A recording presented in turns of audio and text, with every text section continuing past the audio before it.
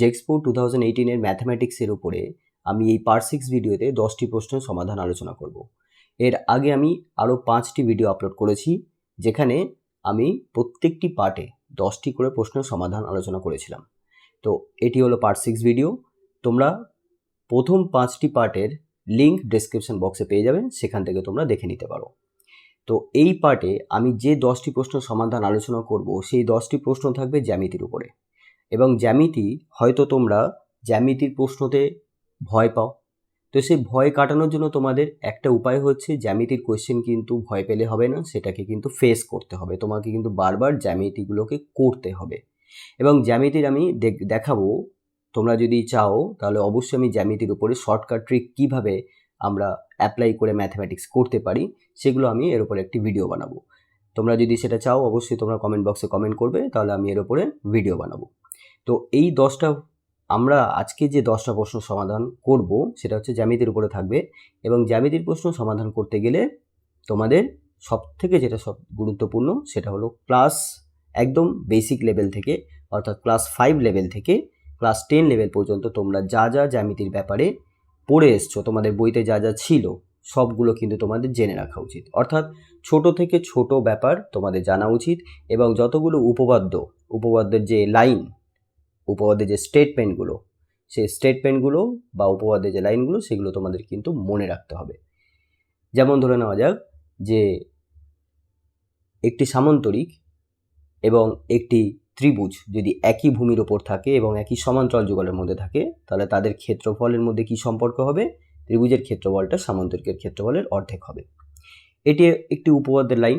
একইভাবে তোমরা পড়েছো আরেকটি উপপাদ্য, যে কোনো চতুর্ভুজের বিপরীত বাহুগুলো সমান এবং সমান্তরাল হলে চতুর্ভুজটি সামান্তরিক হয়। তো এইরকমই উপপাদ্য আছে।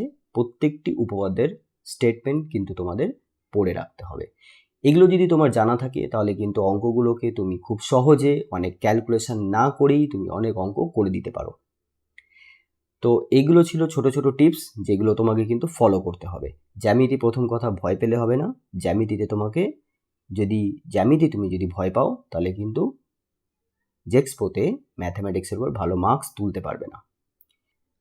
প্রথম প্রশ্ন, ও কেন্দ্রের একটি বৃত্তকে এবি স্পর্শক পি বিন্দুতে স্পর্শ করে।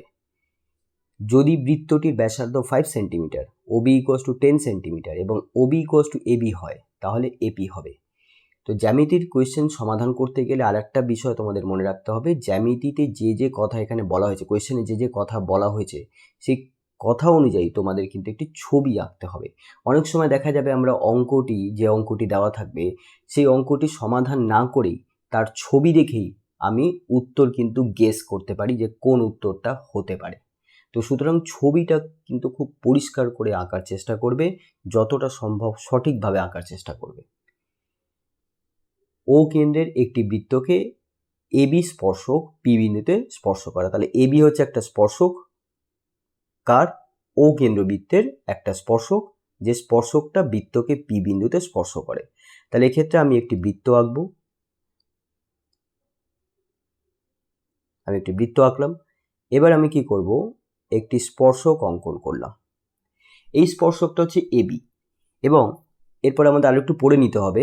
বলছে যদি বৃত্তটির ব্যাসার্ধ 5 সেন্টিমিটার হয় আর ওবি 10 সেন্টিমিটার, ওবি মানে বৃত্তের কেন্দ্র ও, আর এবি যেহেতু স্পর্শক, তো এইখানে আমি নাম দিয়ে দিচ্ছি বি, আর এখানে নাম দিয়ে দিচ্ছি এ। তাহলে ওবি 10। তো ওবি 10 অর্থাৎ দেখো এইখান থেকে এতটা কিন্তু 5 সেন্টিমিটার বৃত্তের ব্যাসার্ধ। তাহলে আমরা ছবিটা একটু সঠিকভাবে আঁকার চেষ্টা করার মানে হলো, পরিমাপটা যেরকমভাবে দেওয়া আছে ওই অনুযায়ী কিন্তু আমাদের একটু আঁকতে হবে। আমরা যদি ধরে নিই এটা যদি 5 সেন্টিমিটার হয়, তাহলে ওবি যদি 10 সেন্টিমিটার হয়, তাহলে এইখান থেকে এতটা আবার কি হবে? 5 সেন্টিমিটার হবে। টোটালটা হচ্ছে 10 সেন্টিমিটার। তাহলে চেষ্টা করব এই পরিমাপটা আর এই পরিমাপটা সমান করে আঁকার। তাহলে কেবল অনেক সময় আমরা ছবি দেখে আনসার বলে দিতে পারি। যদি এই প্রশ্নের ক্ষেত্রে সম্ভব না, কিন্তু অনেক প্রশ্নের ক্ষেত্রে সেটা সম্ভব হবে। তো এটা 5 সেন্টিমিটার আর টোটালটা হচ্ছে 10 সেন্টিমিটার। তো আমরা টোটালটা যেটা দিয়েছে সেটা মার্কিং করি আপাতত। তো টোটালটা হচ্ছে 10 সেন্টিমিটার। এবার বলে দিচ্ছি ওবি ইকুয়ালস টু এবি। তাহলে OB equals to A B, অর্থাৎ এ থেকে বি এই পরিমাপটাও কত? 10 সেন্টিমিটার। তাহলে ওবি আর এবি এই দুটো বাহুর দৈর্ঘ্য কিন্তু সমান। আমি যদি বলি এটা একটি বাহু এবং ওবি একটি বাহু, তাহলে এই দুটো বাহুর দৈর্ঘ্য কিন্তু সমান, এই দুটো সরলরেখার মাপ সমান। এইবার বলছে এপির দৈর্ঘ্য কত। পিটা কোনটা? স্পর্শকটা বৃত্তকে যে বিন্দুতে ছেদ করেছে সেই বিন্দুটা হচ্ছে পি। তাহলে এপি অর্থাৎ এ থেকে পি এর দূরত্ব কত। তো দেখো এপি অর্থাৎ এই দূরত্বটা পরিমাপ করতে গেলে বা জানতে গেলে আমাদের দরকার পি থেকে বি এর দূরত্ব।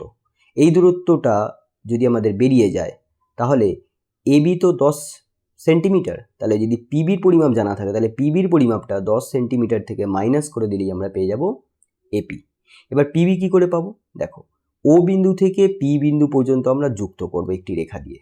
তাহলে এখানে একটি কোণ তৈরি হবে এবং এই কোণটি হবে 90 ডিগ্রি। এর একটি উপপাদ্য আছে, তোমাদের ক্লাস 10 এই উপপাদ্যটা ছিল, ওয়েস্ট বেঙ্গল বোর্ডের ক্লাস 10 এই উপপাদ্যটা ছিল যে বৃত্তের কোনো একটি স্পর্শক এবং ওই স্পর্শ বিন্দুগামী ব্যাসার্ধ, এটা যদি বৃত্তের কেন্দ্র হয় তাহলে এখান থেকে এটা ধরে নাও পি বিন্দু আর এটা ধরে নাও এক্স ওয়াই, এটা হচ্ছে স্পর্শক। তাহলে এক্স ওয়াই স্পর্শক বৃত্তকে পি বিন্দুতে স্পর্শ করেছে এবং এই স্পর্শবিন্দু পি দিয়ে যদি আমরা বৃত্তের একটি ব্যাসার্ধ অঙ্কন করি, যেমনটা এখানে দেখতে পাচ্ছ ওপি, এটা একটা ব্যাসার্ধ যেটা হচ্ছে স্পর্শবিন্দু দিয়ে অঙ্কন করা আছে। তো এই স্পর্শবিন্দুগামী ব্যাসার্ধ স্পর্শকের উপর লম্ব হয়, অর্থাৎ এই কোণটা হবে কত? 90 ডিগ্রি। তাহলে এখানে ওপি কি হচ্ছে? ওপি হচ্ছে এবির উপর লম্ব। তাহলে আমরা যে ত্রিভুজটা দেখতে পাচ্ছি ও বিপি, এই যে ত্রিভুজটা, এই ত্রিভুজটা একটা সমকোণী ত্রিভুজ। তাহলে এই যে সমকোণী ত্রিভুজটা আমরা পেলাম, এই সমকোণী ত্রিভুজটা পেলাম, যার মধ্যে এখানকার পরিমাপটা আমরা দেখতে পাচ্ছি 10 সেন্টিমিটার।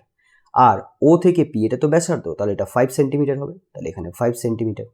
তাহলে আমরা পি থেকে বি এই পরিমাপটা পেয়ে যাব খুব সহজে। পিথাগোরাসের সূত্র আমরা যদি কাজে লাগাই এখানে, তাহলে বিপি বা পিবি ইকুয়ালস টু কী হবে? অতিভুজের স্কোয়ার অর্থাৎ 10 স্কোয়ার মাইনাস 5 স্কোয়ার। অতিভুজ যদি বার করতে বলা হয় তখন ভূমি স্কোয়ার প্লাস লম্বের স্কোয়ার করে বর্গমূল করে দিলে আমরা পেয়ে যাব অতিভুজের মাপ। কিন্তু অতিভুজের মান যদি দেওয়া থাকে, লম্ব বা ভূমির মধ্যে কোনো একটির মান বার করতে গেলে সবসময় অতিভুজের স্কোয়ার থেকে যে বাহুটা আর একটা দিয়ে দেওয়া হবে তার স্কোয়ারকে বা বর্গকে বাদ দিয়ে তার বর্গমূল করতে হয়। যেমনটা এখানে অতিভুজ দিয়ে দিয়েছে আর লম্ব দিয়ে দিয়েছে, তাই ভূমি বার করার জন্য অতিভুজের স্কোয়ার থেকে লম্ব স্কোয়ার মাইনাস করে দিলাম। তাহলে এখানে কত হলো? 100 মাইনাস 25 অর্থাৎ √75। √75 এর অর্থ হচ্ছে আমরা এটাকে এইভাবে লিখবো 25 ইন্টু 3, 25 ইন্টু 3 75 হয়, 25-এর বর্গমূল হয় 5, তাহলে 5√3, 5√3। তাহলে এখানে আমরা পেয়ে গেলাম বিপির পরিমাপ কত? 5√3, অর্থাৎ এইখান থেকে এতটার পরিমাপ হচ্ছে 5√3 আর পুরোটা হচ্ছে 10 সেন্টিমিটার। তাহলে আমরা এপি কি পেলাম? 10 মাইনাস 5√3 সেন্টিমিটার।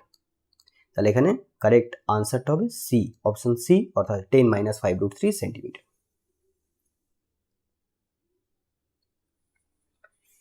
পরের প্রশ্ন, একটি চতুর্ভুজের কর্ণদ্বয় সমান ও সমদ্বিখণ্ডক হলে চতুর্ভুজটি কি হবে? দেখো কোনো একটা চতুর্ভুজের কর্ণ কাকে বলা হয়? চতুর্ভুজের কোনো একটি শীর্ষবিন্দু থেকে সেই শীর্ষবিন্দুর বিপরীত দিকের যে শীর্ষবিন্দুটা আছে সেই শীর্ষবিন্দু যুক্ত করলে যে রেখা পাওয়া যায় সেটাই হচ্ছে ওই চতুর্ভুজের একটা কর্ণ। ঠিক একইভাবে এখানে যদি আমরা একটা শীর্ষবিন্দু দেখতে পাচ্ছি, তো এই শীর্ষবিন্দু আর তার বিপরীতের এই শীর্ষবিন্দু, এই দুটোকে আমরা যদি যুক্ত করি তাহলে এই যে রেখাটা পাচ্ছি এটা আর একটা কর্ণ। তো এখানে বলা হচ্ছে একটা চতুর্ভুজের কর্ণদ্বয় সমান সমদ্বিখণ্ডক হলে চতুর্ভুজটা কি হবে? দেখো এর উত্তর হবে আয়তক্ষেত্র। কেন আয়তক্ষেত্র হবে? কারণ অন্যগুলো হবে না। কেন হবে না? দেখো সামন্তরিক, আমরা যদি একটি ছবি আঁকি,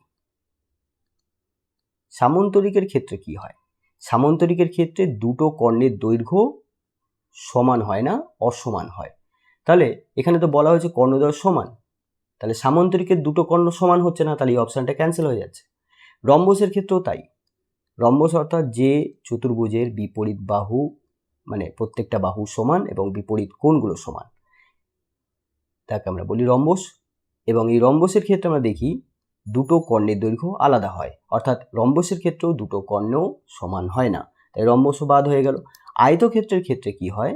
আয়তক্ষেত্র অর্থাৎ যে চতুর্ভুজের বিপরীত বাহুগুলো সমান হয়, সমান্তরাল হয় এবং প্রত্যেকটি কোণ 90 ডিগ্রি হয় এবং দুটো কর্ণের দৈর্ঘ্য সমান হয় এবং তারা পরস্পরকে সমদ্বিখণ্ডিত করে। সমদ্বিখণ্ডিত করার অর্থ হলো এই যে কর্ণটা আমরা দেখতে পাচ্ছি, ধরুন এই কর্ণটার নাম দিলাম আমরা এসি।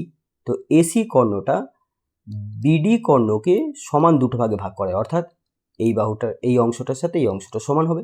একইভাবে বিডি কর্ণ আবার এসি কর্ণটাকে সমান ভাগে ভাগ করে, সমান দুভাগে, অর্থাৎ এই অংশটার সাথে এই অংশটা সমান। অর্থাৎ আয়তক্ষেত্রের ক্ষেত্রে কর্ণ দুটো সমান হয় এবং তারা পরস্পরকে সমদ্বিখণ্ডিত করে, অর্থাৎ সমান দুটো ভাগে ভাগ করে। তাহলে এর উত্তর হবে আয়তক্ষেত্র। পরের প্রশ্ন, যদি এবিসি ত্রিভুজের ও ভর কেন্দ্র হয় এবং OA = OB = OC হয় তাহলে ত্রিভুজটি হলো। এক্ষেত্রে উত্তরটা খুব সহজ, এক্ষেত্রে উত্তরটা হবে সমবাহু ত্রিভুজ। কেন হবে দেখো, আমরা একটি সমবাহু ত্রিভুজ প্রথমে অঙ্কন করি। সমবাহু ত্রিভুজ অর্থাৎ যে ত্রিভুজের তিনটি বাহুর দৈর্ঘ্যই সমান তাকে আমরা বলি সমবাহু ত্রিভুজ। এখন ভরকেন্দ্র কাকে বলা হয়? ভরকেন্দ্র হচ্ছে কোনো একটা ত্রিভুজের তিনটে মধ্যমা যে বিন্দুতে ছেদ করে। তিনটে মধ্যমা কোনো একটা বিন্দুতেই ছেদ করবে এবং ওই ছেদ বিন্দুটাই হচ্ছে ওই ত্রিভুজের ভরকেন্দ্র। মানে আমি এখানে আর একটা ত্রিভুজ অঙ্কন করছি, এটা যেরকম, এটা একটা বিষমবাহু ত্রিভুজ অঙ্কন করলাম। তো মধ্যমা অর্থাৎ আমি ধরে নাও এ বিন্দু, বি বিন্দু আর সি বিন্দু থেকে তিনটে বিন্দু থেকে আমরা মধ্যমা আঁকবো। তাহলে এ বিন্দু থেকে মধ্যমা আঁকতে গেলে কি করতে হবে? এ বিন্দু থেকে এ বিন্দুর বিপরীতে যে বিসি বাহুটা দেখতে পাচ্ছি তার মধ্যবিন্দু নেব। মধ্যবিন্দু থেকে আমি এ বিন্দু পর্যন্ত যুক্ত করব। ধরুন মধ্যবিন্দুটা ডি, তো ডি থেকে এ বিন্দু আমি যুক্ত করলাম, তাহলে এই রেখাটা পেলাম, এটা হচ্ছে মধ্যমা। মধ্যমা হলো কোনো একটা ত্রিভুজের কোনো একটি শীর্ষবিন্দু থেকে ওই শীর্ষবিন্দুর বিপরীত দিকের বাহুর মধ্যবিন্দু পর্যন্ত যুক্ত করলে যে রেখা পাওয়া যায় সেটি হলো ওই ত্রিভুজের একটি মধ্যমা। তো এটা একটা মধ্যমা। একইভাবে বি থেকে আরেকটা যদি মধ্যমা আঁকি তাহলে এসি বাহুর মধ্যবিন্দু পর্যন্ত যুক্ত করব, ধরে নাও এটা ই, তাহলে বি একটা মধ্যমা। আর এবি বাহুর মধ্যবিন্দু ধরে নাও এফ, তাহলে এফ আর সি যুক্ত করলে আমরা আর একটা মধ্যমা পাবো। এখন এই তিনটে মধ্যমা সবসময় একটি নির্দিষ্ট বিন্দুতে ছেদ করবে এবং এটাই হচ্ছে তার ভরকেন্দ্র। এবার তোমরা জেনে রাখো যে ত্রিভুজের মধ্যমা ভরকেন্দ্রের নাম আমি যদি এখানে জি দিই, তাহলে ত্রিভুজের মধ্যমা ভরকেন্দ্রে 2:1 অনুপাতে বিভক্ত হয়। অর্থাৎ এ থেকে জি এর দূরত্ব যদি 2 হয় তাহলে জি থেকে ডি এর দূরত্ব 1 হবে। একইভাবে বিজির দূরত্ব যদি 2 হয় তাহলে জিই এর দূরত্ব 1 হবে। এখন জেনে রাখো এটা কিন্তু অনুপাতে বলা হচ্ছে, অর্থাৎ 2:1 অনুপাত, এরকম হবে 2:1। এর মানে এই নয় যে এটা 2 হলে এটার পরিমাপও 2 হবে। এটার অর্থ যেমন এজির পরিমাপ যদি 4 সেন্টিমিটার হয় তাহলে জিডির পরিমাপ হবে 2 সেন্টিমিটার, কারণ অনুপাত করলে কত হচ্ছে 2:1। একইভাবে বিজির দূরত্ব যদি 6 সেন্টিমিটার হয় তাহলে জিইর দূরত্ব কত হবে? 3 সেন্টিমিটার হবে, কারণ 6:3 কত হয়? 2:1। অর্থাৎ এই পরিমাপ কিন্তু এজি, বিজি বা সিজি এইগুলোর দূরত্ব কিন্তু বা দৈর্ঘ্য কিন্তু সমান নাও হতে পারে। সমান তখনই হবে যখন ত্রিভুজটা সমবাহু হবে। অর্থাৎ এটা যদি ভরকেন্দ্র হয় তাহলে এ থেকে জি, মানে এখানে ভরকেন্দ্র ও দিয়ে দেওয়া হয়েছে, তাহলে ও, এটা ধরে নাও এ, এখানে বি, এটা সি। তাহলে ও থেকে এ, ও থেকে বি আর ও থেকে সি, এই তিনটে বাহুর দৈর্ঘ্য এখানে দেওয়া আছে সমান। এই তিনটে তখনই সমান হবে যখন ত্রিভুজটা সমবাহু হবে। আমি আর একটু পরিষ্কার করে দিই। দেখো আমরা কি করলাম, আমরা ধরে নিই যে এ ওর পরিমাপটা এক্স, এ ওর পরিমাপটা এক্স, তাহলে বি ওর পরিমাপ এক্স হবে, সি ওর পরিমাপটাও এক্স হবে। এখন এটা যদি এক্স হয় তাহলে এখানে এটা কত হবে? এই জায়গাটা।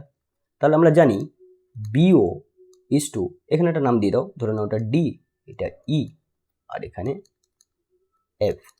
তাহলে বিও = ওই, তাহলে বিও = ওই কত হয়? আমরা জানি 2:1। এখন বিওর জায়গায় আমরা এক্স বসিয়ে দেবো, তাহলে ওই কত পাবো? অর্থাৎ x/OE = 2/1, অর্থাৎ OE হয়ে গেল x/2, অর্থাৎ অর্ধেক। এটা যদি x হয় তাহলে এখানে কত হবে? x/2 আমরা জানি, আমরা অনুপাত এক্ষুনি বললাম। এটা যদি 2 হয় তাহলে এইদিকে কত হবে? 1, অর্থাৎ 2:1। তাহলে এটা যদি x হয় তাহলে এখানে হবে x/2, x এর অর্ধেক হবে। একইভাবে তাহলে আমরা দেখতে পাচ্ছি তাহলে পুরো দৈর্ঘ্যটা কত হচ্ছে? পুরো দৈর্ঘ্যটা হচ্ছে x + x/2, অর্থাৎ 3x/2। একইভাবে এডির পরিমাপ কত হবে? এটা আমরা পেলাম বিইর পরিমাপ, আবার এডির পরিমাপ কত হবে? 3x/2 হবে।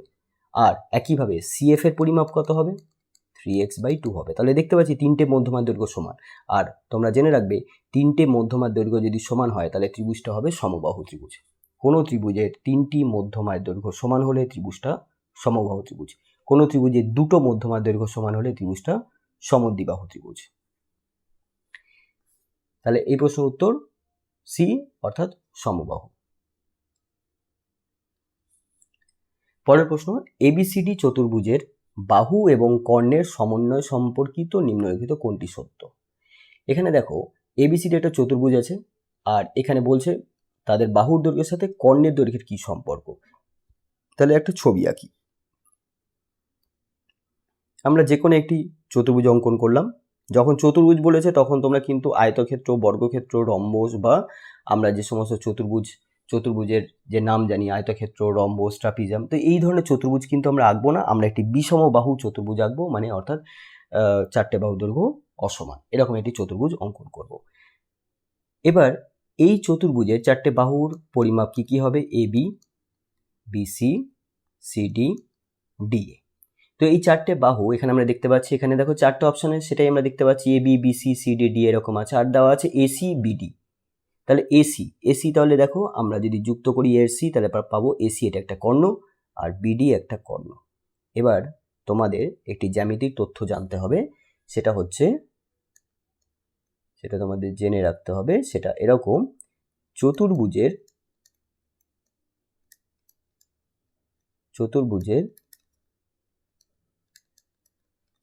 চারটে বাহুর দৈর্ঘ্যের সমষ্টি কি হবে? বড় হবে চতুর্ভুজটির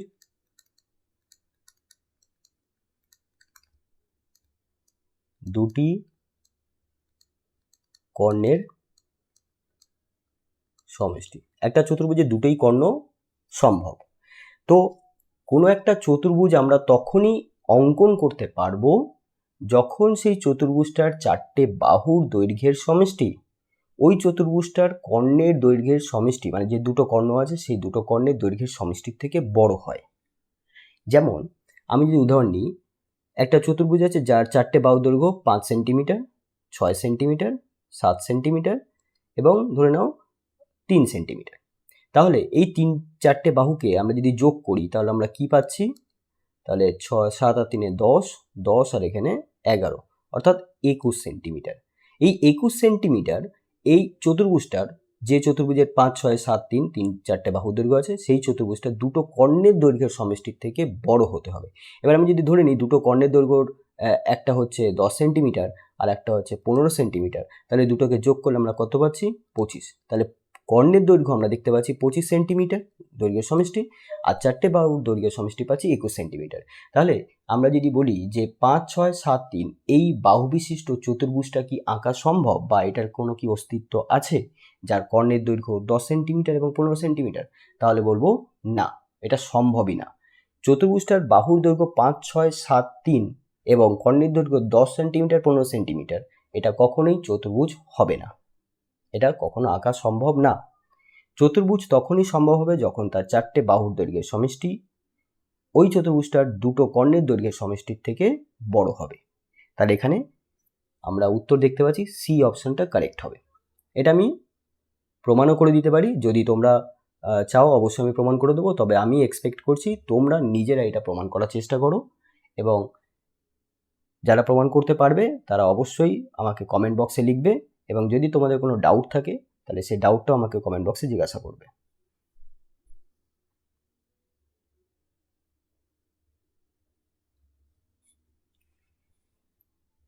পরের প্রশ্ন, একটি সরলরেখার সাথে সমান্তরাল করে একটি বৃত্তের কতগুলি স্পর্শক আঁকা যাবে? দেখো, আমরা সর্বপ্রথমে একটি সরলরেখা অঙ্কন করছি এবং যে কোনো জায়গায় একটি বৃত্ত আঁকি। ধরুন আমি বৃত্তটা এখানে আঁকলাম। একটা বৃত্তের অসংখ্য স্পর্শক আঁকা সম্ভব। যেমন ধরে নাও এটা যদি একটা বৃত্ত হয়, তাহলে এখানে একটা স্পর্শক, এখানে একটা স্পর্শক, এখানে একটা স্পর্শক, এদিকে একটা স্পর্শক। স্পর্শক হচ্ছে এমন একটা সরলরেখা যেটা বৃত্তকে ঠিক স্পর্শ করে যায়। যেমন ঠিক স্পর্শ করার অর্থ হলো বৃত্তের বাইরে চলে যাবে না বা বৃত্তের ভিতরে ঢুকে যাবে না, বৃত্তকে স্পর্শ করে যাবে। যেমন এই রেখাটা দেখতে পাচ্ছ, এই রেখাটা হচ্ছে বৃত্তের একটা স্পর্শক, এটা ঠিক বৃত্তকে এই বিন্দুতে স্পর্শ করেছে এবং একটা বিন্দুতেই স্পর্শ করবে। এই রেখাটা বৃত্তকে ঠিক স্পর্শ করে গেছে, এই রেখাটা বৃত্তকে ঠিক স্পর্শ করে গেছে, তাহলে এইগুলো হচ্ছে স্পর্শক। এরকমভাবে অসংখ্য স্পর্শক আঁকা সম্ভব। কতগুলো? অসীম সংখ্যক স্পর্শক আঁকা সম্ভব। কিন্তু এখানে শর্ত দিয়েছে, বৃত্তের স্পর্শক তো আঁকবো, কিন্তু কোনো একটা সরল রেখার সাথে সমান্তরাল করে। তো সরল রেখাটা আমরা একটি বাইরে অঙ্কন করলাম, আর বৃত্তটা সরলরেখা থেকে একটু দূরে আছে। এখন এই রেখার সাথে সমান্তরাল করে আমরা কটা স্পর্শক আঁকতে পারবো? দেখো, এই সরলরেখার সাথে সমান্তরাল করে আমরা দুটো স্পর্শকই আঁকতে পারবো। একটা হচ্ছে এইভাবে যাবে, আর একটা হচ্ছে ঠিক এর বিপরীতে এইভাবে যাবে। তাহলে এখানে দুটো স্পর্শকই আঁকা সম্ভব। তাহলে এখানে এই প্রশ্নের উত্তর বি, অর্থাৎ 2। পরের প্রশ্ন, 1 সেন্টিমিটার, 4 সেন্টিমিটার, 6 সেন্টিমিটার এবং 7 সেন্টিমিটার দৈর্ঘ্যের যে কোনো 3টি বাহু সহকারে সর্বমোট কতগুলি ত্রিভুজ আঁকা যেতে পারে? তোমাকে 3টে বাহু, এই 4টে যে দৈর্ঘ্য দেওয়া আছে, 4টে দৈর্ঘ্যের মধ্যে থেকে 3টে দৈর্ঘ্যকে বাহু হিসাবে গ্রহণ করে তোমাকে ত্রিভুজ আঁকতে হবে। তাহলে এক্ষেত্রে তুমি কটা ত্রিভুজ আঁকতে পারবে? দেখো, এই প্রশ্নের উত্তরটা খুবই সহজ হবে। তার জন্য তোমাদের কি জানতে হবে? তোমাদের ক্ষেত্রে যে নিয়মটি জানতে হবে সেটা হলো ত্রিভুজ, যেমন চতুর্ভুজের ক্ষেত্রে আমি বোঝালাম, চতুর্ভুজ তখনই সম্ভব যখন তার 4টে বাহু দৈর্ঘ্যের সমষ্টি তার দুটো কর্ণের দৈর্ঘ্যের সমষ্টি থেকে বড় হয়। ঠিক একইভাবে ত্রিভুজের ক্ষেত্রেও কিছু শর্ত আছে। ত্রিভুজের ক্ষেত্রে কি হয়?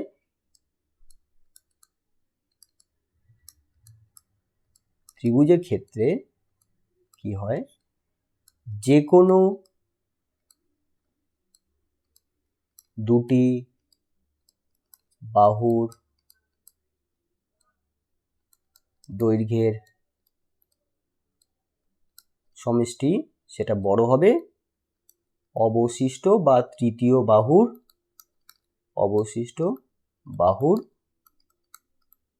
দৈর্ঘ্য থেকে বড় হতে হবে। অর্থাৎ একটা ত্রিভুজ আঁকা তখনই সম্ভব বা ত্রিভুজের অস্তিত্ব তখনই সম্ভব যখন ওই ত্রিভুজটার যে কোনো দুটো বাহুর দৈর্ঘ্যের সমষ্টি তৃতীয় বাহু অর্থাৎ অবশিষ্ট বাহুর দৈর্ঘ্যের থেকে যখন বড় হবে। যেমন আমি যদি বলি 5 সেন্টিমিটার, 6 সেন্টিমিটার এবং 12 সেন্টিমিটার, এই 3টে বাহু দিয়ে কি ত্রিভুজ আঁকা সম্ভব? তুমি বলবে না, সম্ভব না। কেন? কারণ 5 আর 6 এই দুটো বাহুকে যোগ করলে আমরা কত পাচ্ছি? 11। এবং এই 11 সেন্টিমিটার, আমরা যদি এককটা সেন্টিমিটার বলে থাকি, তাহলে যদি 11 সেন্টিমিটার দেখতে পাচ্ছি, তৃতীয় বাহু 12 সেন্টিমিটারের থেকে ছোট হচ্ছে। আমি বলেছি দুটো বাহুর সমষ্টি তৃতীয় বাহুর থেকে বড় হতে হবে। তাহলে 11 12 থেকে আমরা দেখতে পাচ্ছি ছোট, কিন্তু আমাকে হতে হবে বড়। যেহেতু 11 12 থেকে ছোট হচ্ছে, তাই এই ক্ষেত্রে ত্রিভুজ আঁকা সম্ভব না। তুমি যদি বলো হ্যাঁ 5 আর 12 এই দুটোকে যোগ করে তো আমার 17 হচ্ছে এবং সেটা হচ্ছে 6 সেন্টিমিটার থেকে বড় হচ্ছে, তাহলে তো আঁকা সম্ভব। আমি বলেছি যে কোনো দুটো বাহু, তার মানে এখানে তোমাকে কিন্তু 5 6 আমরা কি করব? যে কোনো দুটো বাহু বলেছি, তাহলে 6 তুমি 12 নিতে পারো। তখন তোমাকে পরীক্ষা করে, মানে তোমাকে পরীক্ষা করে দেখতে হবে, দুটো বাহু করে নিয়ে তোমাকে পরীক্ষা করে দেখতে হবে। তাহলে 5 আর 6 প্রথমে নিয়ে দেখলে, সেটা দেখলে তৃতীয় বাহু থেকে বড় আসছে কি আসছে না। যদি আসে তাহলে হবে ত্রিভুজ আঁকা সম্ভব, যদি না আসে তাহলে ত্রিভুজ আঁকা সম্ভব না।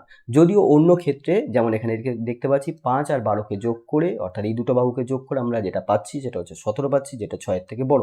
তাহলে এক্ষেত্রে সম্ভব, কিন্তু না, আমাকে কিন্তু প্রত্যেকটা ক্ষেত্রে পরীক্ষা করে দেখতে হবে। আমরা 5 আর 12-র কম্বিনেশন নিয়ে দেখলাম, একবার 5 আর 6-এর কম্বিনেশন নিয়ে দেখবো, আর একবার 5-এর সাথে 6-এর সাথে 12 নিয়ে দেখবো। 6 + 12 কত হয়? 18 হয়। তাহলে 18 5-এর থেকে বড় হচ্ছে, তাহলে এই ক্ষেত্রে সম্ভব। কিন্তু হয় যেহেতু 5 আর 6 এই দুটোকে যোগ করে সেটা তৃতীয় বাহু 12 থেকে ছোট হচ্ছে, তাই এই ক্ষেত্রে সম্ভব না। তাই এই 5 6 12 সম্ভবই না। তো এইটা আমরা কতবার এরকমভাবে 3বার প্রত্যেকবার কি চেক করে করে দেখবো? না, তার জন্য সহজ উপায় আছে। 3টে যে বাহু দেওয়া থাকবে তার মধ্যে সবসময় দুখানা ছোট বাহু নিয়ে নেবে। কেন? দুটো ছোট বাহুকে যোগ করলেই তো আমরা বুঝতে পারবো, কারণ দুটো ছোট বাহুকে যোগ করলে আমরা যে সমষ্টিটা পাবো সেটা তো ক্ষুদ্রতম পাবো। তাই সেক্ষেত্রে আমার চেক করাটা খুব সহজ। আমরা বড় বাহু নেব না, আমরা যখন দুটো বাহুর সমষ্টি বার করব তখন সবসময় দুটো ছোট বাহু হবে, অর্থাৎ 5 আর 6কেই আমরা নিয়ে দেখব। এক্ষেত্রে যদি দেখি সম্ভব হচ্ছে তাহলে কিন্তু আর অন্য অন্য বাহু নিয়ে আমার পরীক্ষা করার কোনো দরকার নেই, চেক করার কোনো দরকার নেই। তো এক্ষেত্রে তাহলে আমরা বুঝলাম যে কোনো দুটো বাহু বলতে আমরা যে কোনো দুটো বাহু বলতে ছোট ছোট দুটো বাহু, যে দুটো বাহু দৈর্ঘ্য ছোট আছে সেই ছোট বাহু দুটোর সমষ্টি তৃতীয় বাহুর থেকে বড় হতে হবে, তবেই ত্রিভুজ আঁকা সম্ভব।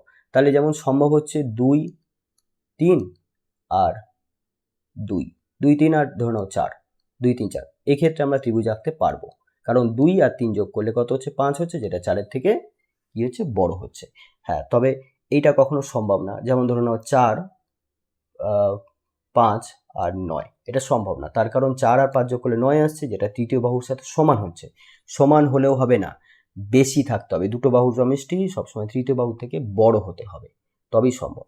তাহলে এক্ষেত্রে আমরা যদি 1 আর 4 নিই, এটা হচ্ছে সব থেকে ছোট, তাহলে আমরা প্রথমে ধরে নিই এই তিনটে বাহু দিয়ে কি সম্ভব? তাহলে দেখছি 1 আর 4 যোগ করে দেখছি না, 1, 4 যোগ করলে 5 আসছে, 6-এর সাথে সেটা যদি তুলনা করি তাহলে দেখা যাচ্ছে এটা 6-এর থেকে ছোট হচ্ছে। তাহলে 1, 4, 6 নিয়ে সম্ভব না। তাহলে এবার আমরা কি করব? তাহলে এবার আমরা 1, 4, 7 নিয়ে দেখি। তাহলে 1, 4, 6 নিয়ে যদি সম্ভব যদি না হয়, তাহলে 1, 4, 7 নিয়েও সম্ভব হবে না। তাহলে 1, 4, 7 নিয়েও সম্ভব হচ্ছে না। তাহলে এবার আমরা 1টাকে বাদ দিয়ে দেবো, 1টাকে নেব না। তাহলে এবার আমরা কি করব? 4, 6, 7 নিয়ে দেখি, এক্ষেত্রে কি সম্ভব? তাহলে 4 আর 6 যোগ করলে কত হচ্ছে? 10, সেটা 7-এর থেকে বড়, তাহলে সম্ভব। তাহলে এখানে সম্ভব হচ্ছে। আচ্ছা, তাহলে একটা আমরা ত্রিভুজ পেলাম। এরপরে আমরা কি দেখলাম? 1, 4, 6 নিলাম, 4, 6, 7 নিলাম। এবার 1, 6, 7 এইভাবে যদি নিয়ে দেখি, তাহলে 1, 6, 7, তাহলে 1 আর 6 যোগ করলে 7 হচ্ছে, তাহলে সেটা 7-এর সমান হয়ে যাচ্ছে। তাহলে সমান হলেও হবে না, বড় হতে হবে। তাহলে এক্ষেত্রেও সম্ভব না। তাহলে আর কোনো অপশন আমরা পাচ্ছি না, তাহলে একটাই আমরা ত্রিভুজ পাবো, অর্থাৎ এক্ষেত্রে সঠিক উত্তর বি, অর্থাৎ 1, একটি ত্রিভুজ সম্ভব। পরের প্রশ্ন, একটি সুষম বহুভুজের অন্তঃকোণগুলির সমষ্টি বহিঃকোণগুলির সমষ্টির দ্বিগুণ, সুষম বহুভুজটির বাহু সংখ্যা হলো। দেখো, সুষম বহুভুজ কাকে বলে আগে জেনে রাখতে হবে। সুষম বহুভুজ হলো যে বহুভুজের প্রত্যেকটি বাহুর দৈর্ঘ্য সমান, তাকে আমরা বলি সুষম বহুভুজ। আর বহুভুজ কি? কোনো একটা সামতলিক, বদ্ধ সামতলিক চিত্র বা ক্ষেত্র যার বাহু 3টে বা তার বেশি হয়, তাকে আমরা বলি বহুভুজ। অর্থাৎ এই অর্থে ত্রিভুজ একটা বদ্ধ সামতলিক চিত্র যার 3টে বাহু আছে, তাহলে এটি একটি বহুভুজ। একইভাবে চতুর্ভুজ একটি বহুভুজ। আমরা 5টা বাহু দিয়ে এই সামতলিক চিত্রটা আঁকলাম, বদ্ধ সামতলিক চিত্র, এটা একটা বহুভুজ। তাহলে বহুভুজের বাহু সংখ্যা 3 বা 3-এর বেশি হয়। এখন বহুভুজের যদি প্রত্যেকটা বাহুর দৈর্ঘ্য সমান হয়, তাহলে তাকে আমরা বলবো সুষম বহুভুজ। এই অর্থে সমবাহু ত্রিভুজ একটা সুষম বহুভুজ। বর্গক্ষেত্র বা রম্বস, রম্বসের 4টে বাহুর দৈর্ঘ্য সমান হয়, বর্গক্ষেত্রের 4টে বাহুর দৈর্ঘ্য সমান হয়, এটা বর্গক্ষেত্র, এটা রম্বস। এগুলো কিন্তু সুষম বহুভুজ। তো সুষম বহুভুজের অন্তঃকোণের সমষ্টির একটি সূত্র আছে, সেটা তোমরা জেনে রাখো। তাহলে অন্তঃকোণের সমষ্টির সূত্র হচ্ছে n-2 ইন্টু 180 ডিগ্রি, যেখানে n হচ্ছে বহুভুজটির বাহু সংখ্যা। এবং তোমরা যদি n এর জায়গায় 3 বসাও, তার মানে হলো ত্রিভুজ। তাহলে যদি 3 বসাও, তাহলে দেখো কত বছর? 3 - 2 ইন্টু 180 ডিগ্রি, অর্থাৎ 1 ইন্টু 180 ডিগ্রি, অর্থাৎ 180 ডিগ্রি। এবং অন্তঃকোণ মানে হচ্ছে ভিতরের কোণ। তাহলে আমরা জানি, এটা আমরা সবাই জানি, ত্রিভুজের 3টে কোণের সমষ্টি, 3টে অন্তঃকোণের সমষ্টি কত হয়? 180 ডিগ্রি। এবং আমরা এই সূত্র ফেলে আমরা দেখলাম যে হ্যাঁ, 180 ডিগ্রি আসছে। একইভাবে চতুর্ভুজে 4টে অন্তঃকোণের সমষ্টি কত? 360 ডিগ্রি। তুমি n এর জায়গায় যদি 4 বসাও, তাহলে কত হচ্ছে? 4 - 2, অর্থাৎ 2 ইন্টু 180, অর্থাৎ 360 ডিগ্রি। এবার বহিঃকোণগুলোর সমষ্টি কত? যে কোনো বহুভুজ হোক, সেটা ত্রিভুজ হোক, চতুর্ভুজ হোক, বা পঞ্চভুজ বা ষড়ভুজ হোক, যে কোনো বহিঃকোণের সমষ্টি সবসময় নির্দিষ্ট হয় এবং সেটা হয় 360 ডিগ্রি। তাহলে বহুভুজের বাহু সংখ্যা যত হোক, 100 হোক বা 200 হোক বা 4 হোক বা 5 হোক, বহুভুজের বহিঃকোণগুলোর সমষ্টি 360 ডিগ্রি হয়, এটা সবসময় জেনে রাখবে। কিন্তু অন্তঃকোণের সমষ্টি, কোনো একটা বহুভুজের অন্তঃকোণের সমষ্টি তার বাহু সংখ্যা বাড়ার সাথে সাথে বৃদ্ধি পায়। তো এখন এখানে শর্ত দিয়েছে যে অন্তঃকোণগুলোর সমষ্টি বহিঃকোণের সমষ্টির দ্বিগুণ, অর্থাৎ অন্তঃকোণের সমষ্টি আমরা লিখলাম, এটা বহিঃকোণের সমষ্টির দ্বিগুণ, অর্থাৎ 2 ইন্টু 360। এবার 180কে আর 360কে কেটে দাও, তাহলে আমরা কি পাচ্ছি? দেখতে পাচ্ছি n-2 ইকুয়ালস টু কত? 4। তাহলে n ইকুয়ালস টু কত? 4 + 2, অর্থাৎ n ইকুয়ালস টু 6, অর্থাৎ ষড়ভুজ। তাহলে সুষম বহুভুজটির বাহু সংখ্যা কত? 6, অর্থাৎ অপশন বি ইজ কারেক্ট। পরের প্রশ্ন, একই ভূমির উপর ও একই সমান্তরাল রেখার মধ্যে পি ক্ষেত্রফলে একটি ত্রিভুজ, তাহলে ত্রিভুজের ক্ষেত্রফল পি, কিউ ক্ষেত্রফলে একটি চতুর্ভুজ আছে, নিম্নলিখিত কোন সম্পর্কটি ঠিক? এটা কিন্তু ছবি আঁকলেই তুমি কিন্তু এখানে বলে দিতে পারবে কোন আনসারটা কারেক্ট হবে। তাহলে একই ভূমি, আমরা সবার প্রথমে একটি ভূমি আঁকি, ধরে নাও এ বি একটি ভূমি অঙ্কন করলাম, এবং আমরা সবার প্রথমে একটি চতুর্ভুজ বলেছে, তো চতুর্ভুজের ক্ষেত্রে আমরা কিন্তু একটি সহজ চতুর্ভুজ ধরে নাও আয়তক্ষেত্রকে নিলাম। এটা তোমরা যেরকম খুশি চতুর্ভুজ নিতে পারো, আমি একটু সহজের জন্য, কারণ এখানে কিন্তু বলে দেওয়া নেই যে চতুর্ভুজটা কী ধরনের, তাহলে সেক্ষেত্রে কিন্তু তুমি তোমার মতো করে এঁকে নিতে পারো। এবার এর ভিতরে আমি একটা ত্রিভুজ অঙ্কন করব। আমি একটু সহজভাবেই আঁকলাম।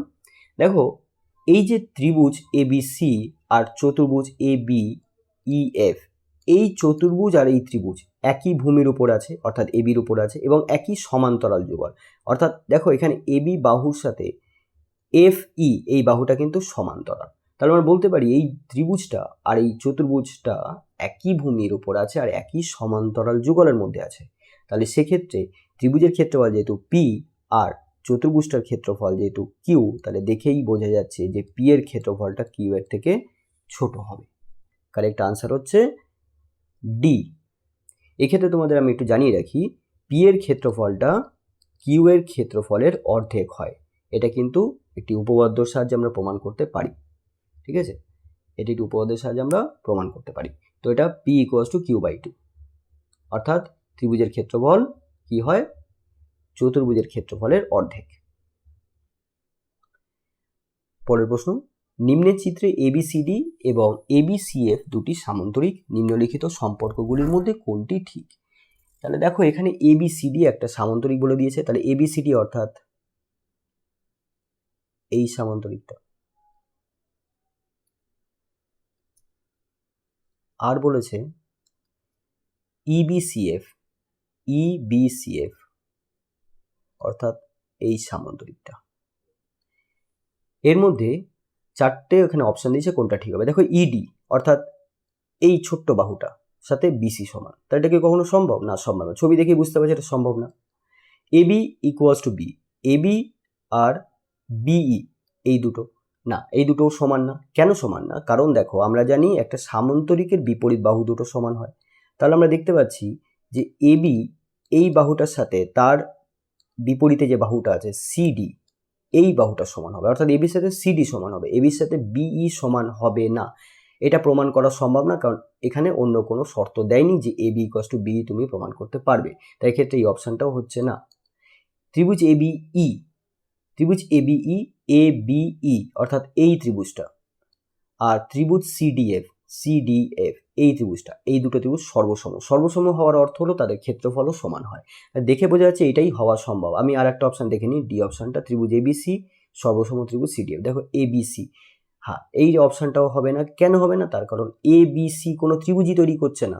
ABC এটা কোনো ত্রিভুজ তৈরি করছে না। ত্রিভুজ তৈরি করতে গেলে আমাদের কিন্তু এটাকে জোড়াতে হবে, যুক্ত করতে হবে। তাহলে এইভাবে জোড়াতে হবে, যুক্ত করতে হবে। ABC আমরা পাচ্ছি, আর এদিকে CDF পাচ্ছি। তাহলে দেখো ABC পাচ্ছি এইরকম একটি ত্রিভুজ, আর CDF পাচ্ছি এরকম একটি ত্রিভুজ। তাহলে এটা তো আমরা দেখেই বুঝতে পারছি এই ত্রিভুজটার ক্ষেত্রফল বড়, এই ত্রিভুজটার ক্ষেত্রফল ছোট। তাহলে এই ক্ষেত্রে আমাদের এই অপশানটা হচ্ছে না, সি অপশানটা কারেক্ট হবে। এটা আমি প্রমাণ করেও দেখিয়ে দিচ্ছি তোমাদের যেটা হবে, যদি এটা দরকার নেই, আমি তোমাদের কিন্তু শর্টকাট পদ্ধতিতেই শেখাচ্ছি, যাতে তোমরা সহজে ছবি দেখেই ধরে নিতে পারো যে কোন অপশানটা কারেক্ট হবে। তাও তোমরা প্রচলিত পদ্ধতিতে এখানে দেখে নিতে পারো।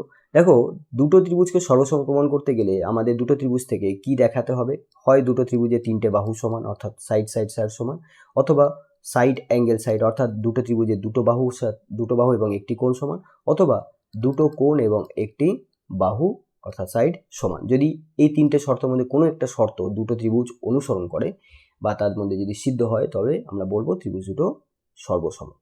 তাহলে এখানে ABE এই ত্রিভুজটা আর CDF এই ত্রিভুজটা, এই ত্রিভুজের মধ্যে আমরা কি পাচ্ছি? দেখো AB বাহুর সাথে ABE এই ত্রিভুজের AB বাহু, ত্রিভুজ ABE আর ত্রিভুজ CDF। তাহলে ABE ত্রিভুজের AB বাহুটা আর CDF এই ত্রিভুজের CD বাহুটা সমান। কেন সমান? তার কারণ এক্ষুনি আমি বললাম যে এটা একটা সামান্তরিক, তাহলে সামান্তরিকের বিপরীত বাহু কি হয়? সমান হয়। তাহলে এই বাহুটার সাথে এই বাহুটা সমান। একইভাবে ABE ত্রিভুজের BE বাহুটা সমান CDF এই ত্রিভুজের CF এর সাথে। কেন সমান? তার কারণ এটাও হচ্ছে এখানে সামান্তরিক BCFE, এটা একটা সামান্তরিক, তাহলে এখানে সামান্তরিকের BE আর CF এই দুটো বিপরীত বাহু, তাহলে দুটো সমান হবে। তাহলে দুটো বাহু আমরা সমান পেয়ে গেলাম। তৃতীয় এবার আমরা পাবো একটি কোণ। দেখো এখানকার ABE ত্রিভুজের এই কোণটার সাথে CDF এই ত্রিভুজের এই কোণটা সমান হবে। কেন সমান হবে? তার কারণ দেখো আমরা যে সামান্তরিকটা এখানে অঙ্কন করছি সেটা হচ্ছে ABCE। এবার এই বাহুটাকে বাড়িয়ে দিই, আমরা F পর্যন্ত বাড়িয়ে দিলাম। এবার দেখো যেহেতু এই বাহুটার সাথে এই বাহুটার সমান্তরাল এবং এই বাহুটা হচ্ছে ভেদ করেছে তাহলে এখানকার কোণ আর এখানকার কোণ, এই দুটো কোণ সমান হয়, এদেরকে আমরা বলি অনুরূপ কোণ। অর্থাৎ এটা যদি 40 ডিগ্রি হয়, এখানে এই কোণটার মানও হবে 40 ডিগ্রি। তাহলে এখন ছবিতে তোমরা দেখতেই পাচ্ছ এই কোণটার সাথে এই কোণটা সমান, অর্থাৎ একটা অ্যাঙ্গেল সমান হয়ে যাচ্ছে BAE ইকুয়ালস টু CDF। কেন? যুক্তিগুলো এখানে দেওয়ার দরকার নেই, আমি যুক্তিগুলো তোমাদের বলে দিলাম, আমি এটা লিখলাম না, বাট যুক্তিগুলো তোমাদের যখন প্রচলিত পদ্ধতিতে করতে হয় তখন এখানে যুক্তিগুলো লিখতে হয়। তো আমরা এখানে যুক্তি লিখছি না, আমরা এখানে জাস্ট তোমাকে বুঝিয়ে দিলাম কিভাবে করতে হচ্ছে। তাহলে BAE ইকুয়ালস টু CDF। তাহলে আমরা কি দেখলাম, কি শর্ত এখানে হচ্ছে যে সাইড অ্যাঙ্গেল সাইড অর্থাৎ SAS এই সূত্র মেনে চলছে। তাহলে এখানে এই ত্রিভুজ দুটো সর্বসম হবে, অর্থাৎ ABE সর্বসম CDF। সর্বসম চিহ্ন হচ্ছে দুটো সমান চিহ্ন দিয়ে এইরকম, ঠিক আছে? তাহলে এখানে কারেক্ট অপশনটা হচ্ছে C। পরের প্রশ্ন, যখন দুটি বৃত্ত অন্তস্থ অবস্থায় স্পর্শ করে, অন্তস্থ মানে ভিতরে স্পর্শ করে, তখন দুটি বৃত্তের সর্বোচ্চ কতগুলো সাধারণ স্পর্শক অঙ্কন করা যায়? দু ধরনের স্পর্শক হয়, সাধারণ হয় আর তির্যক হয়। তো এক্ষেত্রে আমরা ছবিটা আঁকার চেষ্টা করি। দুটো সমান বৃত্ত হতে পারে, অসমান বৃত্ত হতে পারে। আমরা এরকম দুটো অসমান দৈর্ঘ্যের ব্যাসার্ধে দুটো বৃত্ত আঁকলাম। তাহলে তারা দেখতে পাচ্ছি এখানে একটা বিন্দুতে স্পর্শ করেছে, এই বিন্দুটা ধরুন এই বিন্দুটা A বিন্দু। তো এই বিন্দুতে একটি মাত্রই কিন্তু সরল সাধারণ স্পর্শক অঙ্কন করা যাবে। এটা হচ্ছে সাধারণ স্পর্শক, অর্থাৎ দুটো বৃত্তের একটা কমন স্পর্শক। ইংরেজিতে আমরা বলবো কমন ট্যানজেন্ট। ট্যানজেন্ট মানে স্পর্শক আর কমন মানে সাধারণ। অর্থাৎ এই যে আমরা XY স্পর্শকটা অঙ্কন করেছি, এই XY স্পর্শকটা P কেন্দ্রীয় বৃত্তকেও স্পর্শ করেছে, আবার Q কেন্দ্রীয় বৃত্তকেও স্পর্শ করেছে। তাহলে আমরা বলতে পারি এই দুটো বৃত্ত যেহেতু অন্তস্থভাবে স্পর্শ করেছে, তাহলে তারা একটি মাত্র বিন্দুতে স্পর্শ করেছে এবং ওই বিন্দুতে আমরা একটি মাত্র স্পর্শক অঙ্কন করব, যে স্পর্শকটা দুটো বৃত্তেরই সাধারণ স্পর্শক হবে। তাহলে এক্ষেত্রে উত্তর হবে 1, অর্থাৎ A। এই বিষয়ে তোমাদের আমি জানিয়ে রাখি, অন্তস্থ অবস্থায় দুটো বৃত্ত স্পর্শ করলে একটি মাত্র আমরা স্পর্শক আঁকতে পারবো। কিন্তু যদি বৃত্ত দুটো বহিস্থভাবে স্পর্শ করতো, অর্থাৎ বাইরে যদি এরকমভাবে বাইরে যদি স্পর্শ করতো বহিস্থভাবে, তাহলে এখানে আমরা দেখতে পাচ্ছি একটা স্পর্শবিন্দু, এই বিন্দুতে আমরা এইভাবে একটা স্পর্শক অঙ্কন করতে পারবো, আর একটা আমরা এইভাবে স্পর্শক অঙ্কন করতে পারবো, আর একটা স্পর্শক আমরা এইভাবে অঙ্কন করতে পারবো। তাহলে অর্থাৎ যখন দুটো বৃত্ত বহিস্থভাবে স্পর্শ করবে, তাহলে সেক্ষেত্রে কিন্তু আমরা তিনটে সাধারণ স্পর্শক অঙ্কন করতে পারবো, আর অন্তস্থভাবে স্পর্শ করলে একটা স্পর্শক অঙ্কন করতে পারবো, যে স্পর্শকটা সাধারণ স্পর্শক হবে। তাহলে এই প্রশ্নের সঠিক উত্তর A, অর্থাৎ 1। আশা করছি ভিডিওটি তোমাদের ভালো লেগেছে। ভিডিওটি ভালো লেগে থাকলে অবশ্যই লাইক করো এবং বন্ধুদের সাথে ভিডিওটা শেয়ারও করো। আর যারা এখনো পর্যন্ত আমার চ্যানেলটা সাবস্ক্রাইব করোনি, তারা অবশ্যই চ্যানেলটা সাবস্ক্রাইব করে নিয়ে পাশে যে বেল আইকনটি আছে সেটিতে ক্লিক করে অল অপশনটিতে ক্লিক করে দিও। তাতে কি হবে, আমি যখনই নতুন কোনো ভিডিও আপলোড করব তখন তোমাদের কাছে তার নোটিফিকেশন পৌঁছে যাবে।